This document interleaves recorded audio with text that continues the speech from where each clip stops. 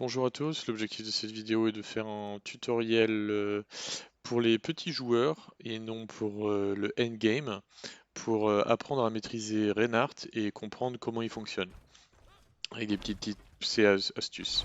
Donc l'objectif c'est vraiment de comprendre le personnage, potentiellement de découvrir des mécaniques avec lui et d'avoir une méthodologie pour jouer le personnage afin de maîtriser son personnage et pas de devenir un Grandmaster.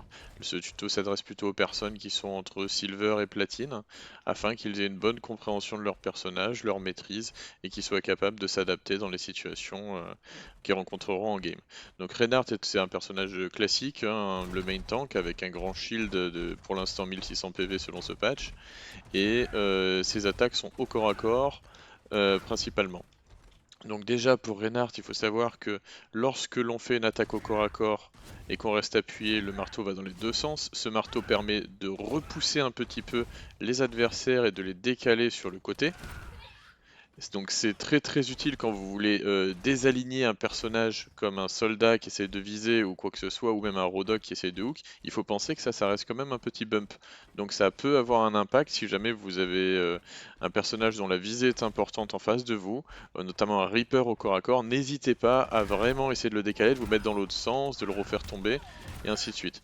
L'objectif c'est vraiment, lui il vous visera moins facilement. Donc faut pas avoir peur de ça. Et il faut aussi savoir que quand vous faites un swing comme ça, si vous arrêtez votre swing, vous allez et que vous recliquez, vous allez toujours le swinger dans le même sens. Donc ça peut être pratique en fonction de si vous êtes un type de personnage, rotation vers la droite ou rotation vers la gauche. Ce que j'appelle rotation vers la droite et rotation vers la gauche, c'est si jamais vous prenez une attaque surprise et que vous voulez esquiver, votre réflexe va être soit d'aller sur la droite, soit d'aller sur la gauche. C'est un réflexe qui est humain et que vous ne pourrez pas changer. Du coup, euh, essayez de comprendre si vous préférez fuir vers la gauche un projectile ou vers la droite, et ça va vous permettre de savoir comment vous jouez aussi votre personnage.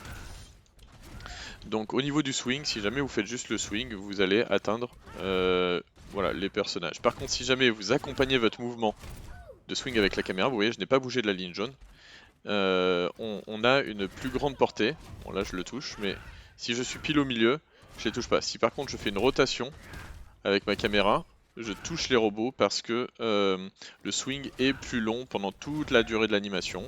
Et du coup, il ne faut pas hésiter à accompagner son swing avec sa caméra afin de toucher plus de cibles, sachant que pour une charge d'ulti, c'est 5% à peu près de charge d'ulti par personne touchée par le swing. Donc plus vous allez accompagner votre mouvement, plus ça va bien se passer. Donc voilà pour les premiers mouvements basiques et le combat de Reinhardt. Après, on a la compétence frappe de feu. Donc la compétence frappe de feu, c'est 7% de charge d'ulti par personnage touché. Cette compétence, il faut penser qu'à chaque fois, ça enlève le shield de Reinhardt, donc ça vous rend vulnérable et c'est à vous de choisir à quel moment vous devez le faire.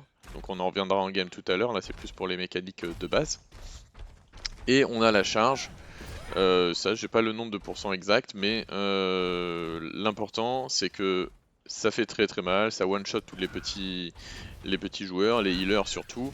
Ça fait une grosse pénalité au niveau des tanks. Par contre, il faut savoir que vous êtes très exposé lorsque vous faites la charge. Donc votre charge, soyez intelligent et trouvez-vous un mur, un objectif pour pas avoir à traverser la carte avec une charge et être coincé.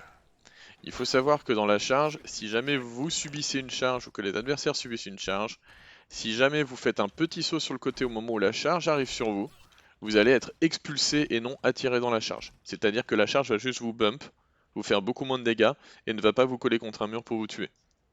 Donc si vous voulez éviter une charge de Reinhardt, c'est comme ça qu'il faut faire. Un petit déplacement sur la droite, sur la gauche. Le mieux c'est de sauter, parce que plus vous êtes en l'air, plus l'expulsion liée à la charge va vous faire voler. Alors que si vous êtes juste sur le côté, vous pouvez être happé par la charge et vous faire avoir. Voilà. Donc l'ulti c'est simple, hein, c'est un ulti en ligne droite qui a une forme de cône. Cet ulti va stun les adversaires, mais vous voyez que ça les stun pas forcément très longtemps. Donc il faut vraiment être capable de capitaliser juste derrière cet ulti ou s'en servir comme une interruption. Ça se fait arrêter par la totalité des shields ou même des bulles de Zarya ou tous les détails du décor. Donc il faut faire attention à ça. Il faut savoir que cet ulti quand vous sautez et que vous êtes en hauteur normale de saut, vous le prenez. Si jamais vous êtes un Genji ou que vous êtes pris un petit bump de quoi que ce soit en plus du saut, vous êtes au-dessus de la distance légale, on va dire, pour se prendre le sort, et vous ne vous prendrez pas le cadet. Les adversaires non plus, donc il faut faire très attention quand vous êtes dans un escalier, si vous faites un cadet, ça ne va pas forcément toucher les personnes en haut. Pareil pour les payloads, c'est pas forcément très bien codé, mais quand vous lâchez un ulti en dessous d'un payload, les personnes sur le payload parfois vont se faire avoir, mais la plupart du temps ne seront pas considérées comme prises dans le cadet. Par contre, les personnes derrière le payload, oui, parce que le payload vole et qu'on a donc la surface de sol qui restera opérationnelle.